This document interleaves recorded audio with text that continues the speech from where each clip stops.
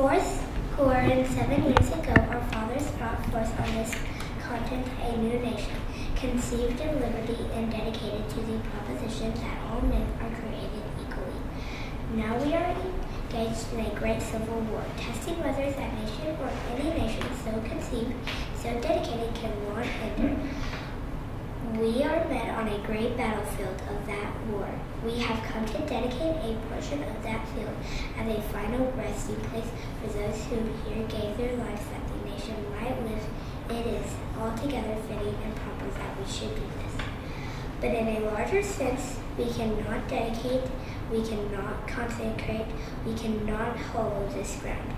The brave men living and dead who struggled here have consecrated it far above our poor power to add and detract. The world will little note nor longer remember what we say here, but it can never forget what they did here.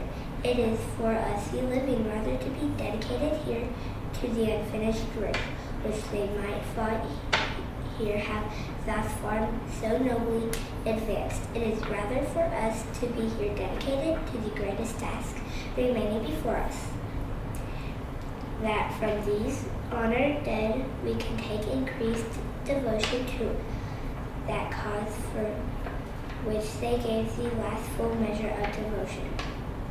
That we here highly resolve that these dead shall not have died in vain, that this nation under God shall have a new birth of freedom, and that the government of the people by the people for the people shall not perish from the earth.